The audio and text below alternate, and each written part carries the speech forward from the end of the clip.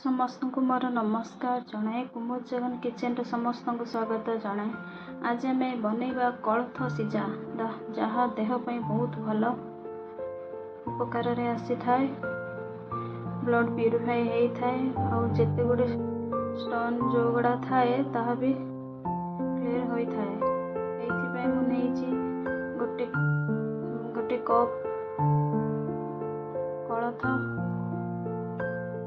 पियाज, कंचा लंका, बिलाती, भृषंग पत्र, हलदी गुंड, स्वाद अनुसार लुण। पानी बसई देइछि, पानी गरम होगा के छाड़ी दबा। कोलथ डाली भल भाव में धोई नबा।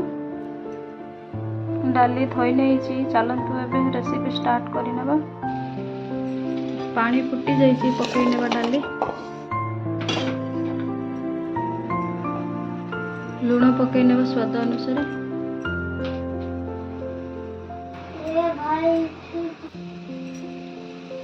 हलदी गुंड पकई नबा।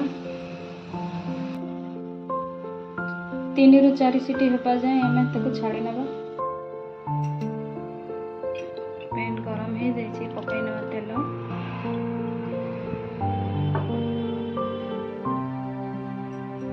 भृषंग पत्र,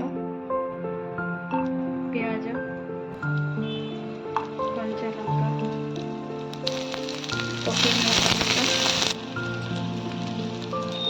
पकई नबा सिझा कोलथ।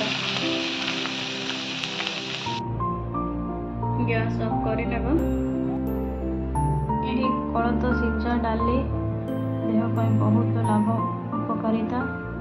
स्टोन जार होई थाए एई डाली पियंतु, खांतु ए पानी पियंतु, बहुत भलो पेट रोगर भी मुक्त करि थाए। जदि आपण मानको एही कोलथ सिझा डाली पसंद आसे ताहाले लाइक सब्सक्राइब कर नेबे। नमस्कार।